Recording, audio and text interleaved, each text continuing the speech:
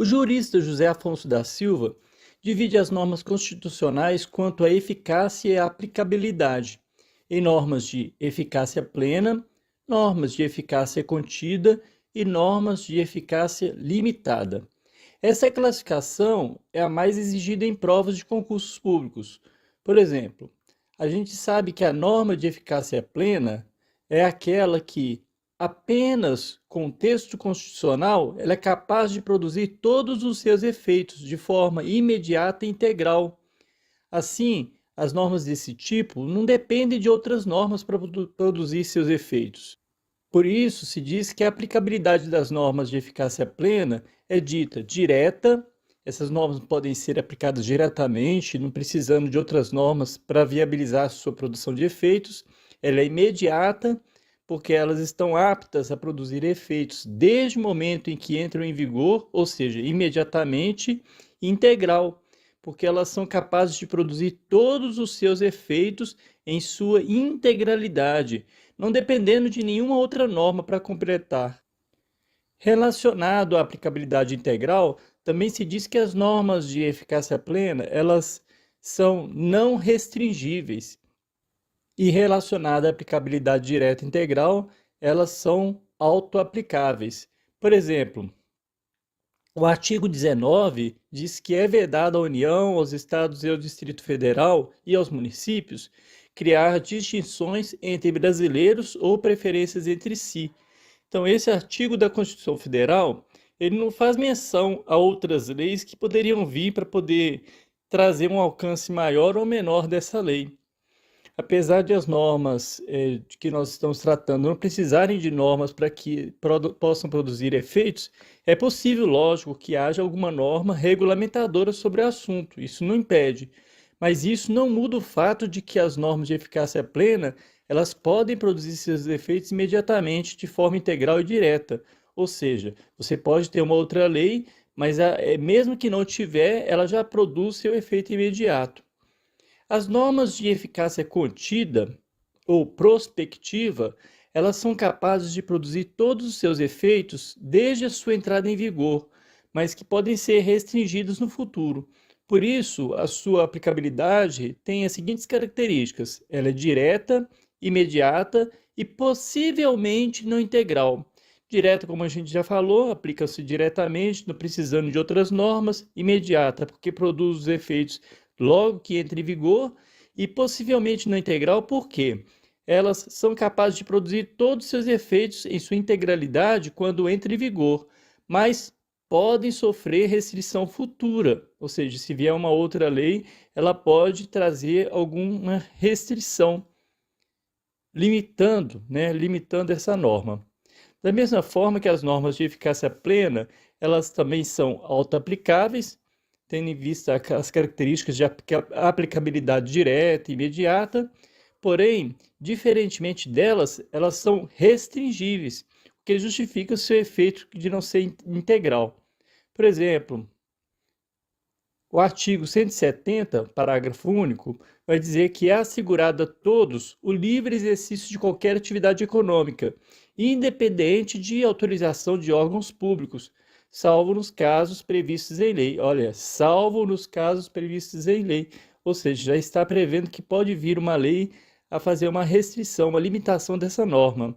Você consegue perceber pelo texto que se trata de norma de eficácia contida, pois assegura o livre exercício da atividade econômica até que venha uma lei que diga o contrário, ou seja, que restrinja. É exatamente a característica de possivelmente não integral de que estávamos falando. Se a lei criar restrições, é uma possibilidade, não uma certeza. A aplicabilidade dessa norma, então, não será integral.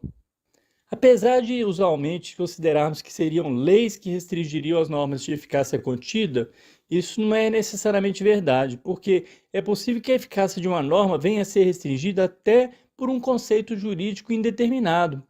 Por exemplo, o artigo 5º, parágrafo 25, vai dizer que, no caso de iminente perigo público, a autoridade competente poderá usar de propriedade particular, assegurado ao proprietário indenização ulterior se houver dano. Nesse caso, o iminente perigo público pode limitar o direito de propriedade. Esse conceito é indeterminado, porque você não sabe, não está definido em lei o que é esse perigo público. Assim, a avaliação do caso concreto vai permitir dizer o que é o iminente perigo público. Agora, as normas de eficácia limitada, elas não estão aptas a produzir todos os seus efeitos sozinhas. Elas sempre dependem de uma complementação por outro ato normativo.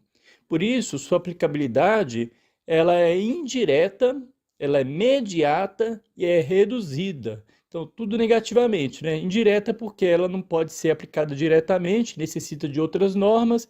Mediata porque elas não estão prontas, aptas para poder produzir os efeitos imediatamente, e reduzidas, porque não produzem todos os seus efeitos quando entra em vigor, e depende de uma outra norma para que isso ocorra. Possuem inicialmente uma eficácia restrita e reduzida. Por essas características, a gente diz que as normas de eficácia limitada não são auto-aplicáveis. Por exemplo, na norma constitucional, a eficácia limitada é o artigo 5º, parágrafo 22. O Estado promoverá, na forma da lei, a defesa do consumidor. Então, olha, na forma da lei. Nesse exemplo, até que o Poder Legislativo edite a lei, a defesa do consumidor não estará concretizada. Por esse exemplo, a gente percebe que ela tem uma eficácia indireta, porque depende de uma lei, da lei mencionada, ela é imediata, porque a eficácia completa dela não é imediata e ela é reduzida. E as normas de eficácia limitada são diferentes das normas de eficácia contida. Por quê? Porque as normas de eficácia contida, elas estão aptas a produzir seus efeitos de forma imediata, mas elas poderão sofrer limitações no futuro, né? Enquanto as normas de eficácia limitada dependem necessariamente da complementação normativa para que seus efeitos se tornem plenos. Então estaria aí a diferença. E apesar dos efeitos das normas de eficácia limitada terem efeitos reduzidos inicialmente, ainda assim nós podemos mencionar dois efeitos iniciais. Um efeito negativo, ou seja, a norma revoga disposições anteriores contrárias a ela e impede a adição de novas posteriores que a contradigam. E um efeito vinculativo, por quê? Porque ela vincula o poder público a criar as normas regulamentadoras necessárias para que a produção de efeitos passe a ser plena, sobre a pena de haver declaração de omissão, inclusive, né? Inclusive, em alguns casos, existe um mandado de injunção para esse caso. Assim, nós dizemos que as normas de eficácia limitada possuem eficácia mínima ao entrar em vigor. Nesse sentido, a gente não pode dizer que elas não têm nenhum efeito, tem sim. Agora, existe uma outra classificação, a de Maria Helena Diniz, que é menos recorrente em concursos públicos, mas ela pode aparecer. Ela vai dizer o seguinte, que nós temos as normas, 4 tipos de grupos: a eficácia absoluta, plena, restringível e relativa complementável. Eficácia plena, aqui são as normas de eficácia plena, da mesma que a gente já falou, da classificação do José Afonso.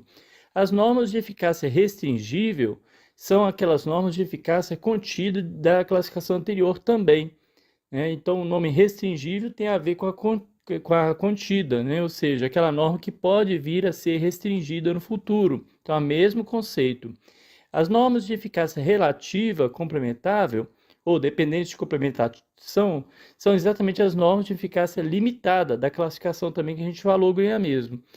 Então, a única diferença seriam as normas de eficácia absoluta, que seriam aquelas que não poderiam ser eliminadas da nossa Constituição nem por emenda constitucional, ou seja, são as famosas cláusulas pétreas. Como está previsto no artigo 60, parágrafo 4º, não será objeto de deliberação a proposta de emenda tendente a abolir a forma federativa de Estado, o voto direto, secreto, universal e periódico, a separação dos poderes e os direitos e garantias individuais. E a gente tem também um outro esquema que vai unir as duas classificações que a gente falou.